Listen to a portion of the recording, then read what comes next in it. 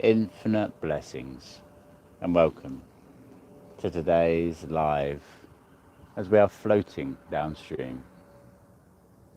And quite often life can seem as though we are trying to travel upstream, going against the tide, trying to row without an oar, as the old expression goes. I have found, on my journey at least, that more often than not, it is most beneficial to let go of the desire for control, at least externally, and just to come back into neutrality and a remembrance that you hold the key to your own happiness. You're not even responsible for your family. If we try to actually change the flow of the river, well, it's only going to cause us pains and sufferings. If we choose to change the way that we view the situation, instead of being taken away from where it is that we want it to be, or feeling as though there is some form of pain and suffering to be experienced in whatever way, well, if we come into neutrality, then we get to remember that life is a game to play, a game to enjoy, a game to be able to connect to. And not only we're the first character within it, but we are also the player of it. And yes, today's live comes to you rather sleepy, as I'm staying in somewhere unfamiliar on a bed that wasn't particularly comfortable. And I don't think I really slept at all. I've been enjoying everything that comes as it does, just as that river flows. What I have control over, who really knows? But I know that I have no control over anything external to me, at least. Internally, perhaps I do.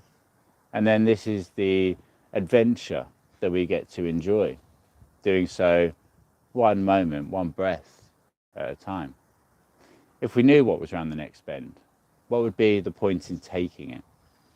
It is the unknown which actually creates life as the magical journey, the adventure that it is. Whatever you do today, why not look at it in a new way? Instead of there being something that has to be done, know that it is your choice if you choose to. Beautiful. You don't have to do anything. You don't even have to breathe. If you don't, then you would die eventually. And everything that we are fearful of, everything we think we have to do, we do so because it goes back to that same truth. I think I have to go to work. I think I have to do X, Y, and Z. And wherever that journey ends up, it is always with you dead. Every fear, if you take it all the way to the end, is a fear of death. I don't have enough time used to be mine. I didn't think that was related to death, but of course it is, because I'm thinking, well, I'm going to die soon, so I must get done what it is that I choose to now, before I die. So even a fear of time or not having enough of it is a form of fear of death.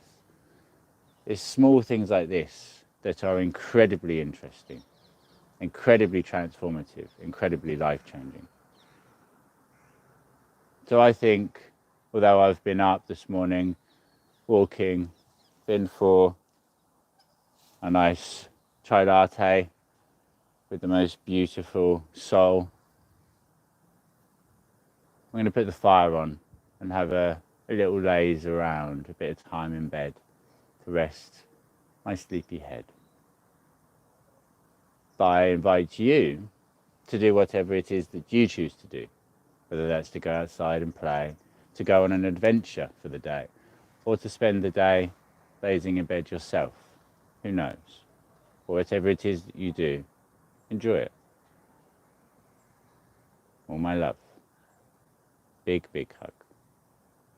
Namaste.